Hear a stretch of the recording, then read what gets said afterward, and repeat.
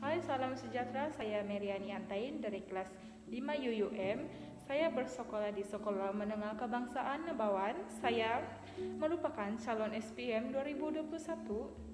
Sekolah telah mengadakan pertandingan Project Burst Learning PBL. Oleh itu, saya ingin berkongsi karangan yang telah saya siapkan untuk subjek Bahasa Melayu yang bertajuk Faedah-Faedah Bersukan. Ini adalah Project Burst Learning Bahasa Melayu saya yang telah siap. Ada isi kandungan, ada soalan kokorikolum. Ini adalah cara menulis perenggan pendahuluan. Yang ini adalah cara menulis perenggan isi,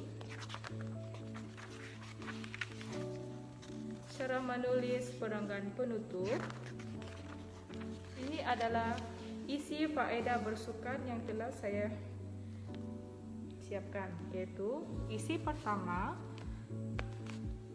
menjaminkan kesehatan diri, isi kedua mengurangkan stres, isi ketiga menjadi kerjaya, dan isi keempat memupuk perpaduan kaum.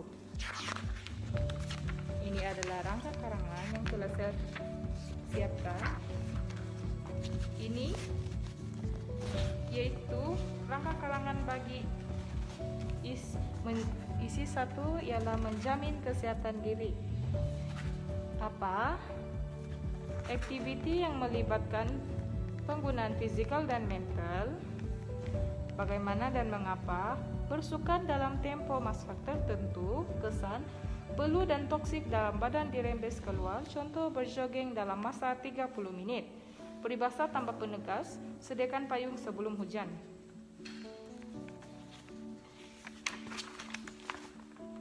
Ini adalah rangka karangan, isi kedua, mengurangkan stres. Apa? Mental seseorang memerlukan aktiviti yang berbeza dengan kerjaya mereka. Bagaimana ataupun mengapa bersukan sekurang-kurangnya 2 minggu sekali.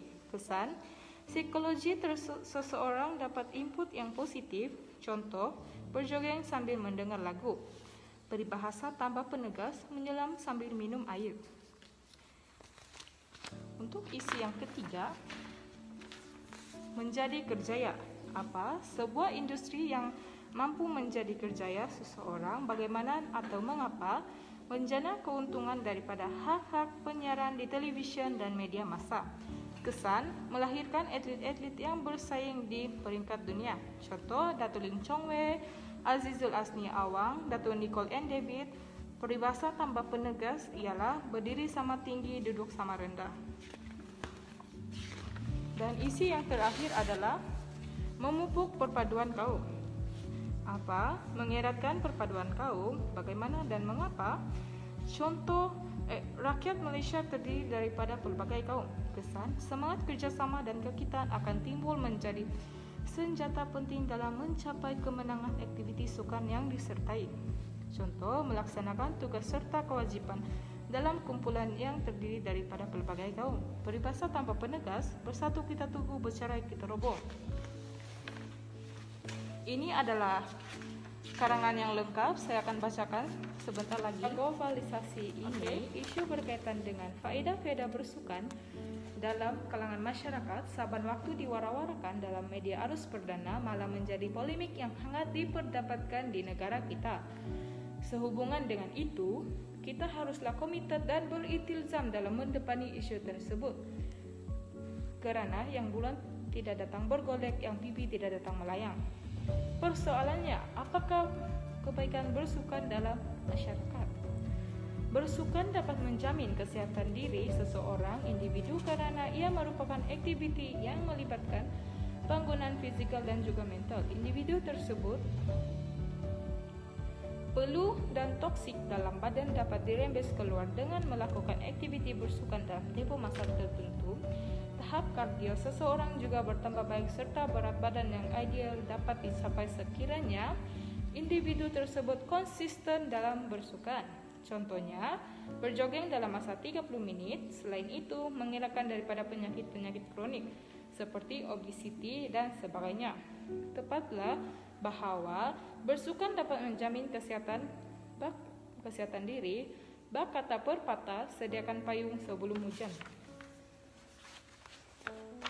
Seterusnya, aktiviti sukan juga dapat membantu mengurangkan stres karena mental seseorang individu itu memerlukan aktiviti yang berbeza dengan kerjaya mereka.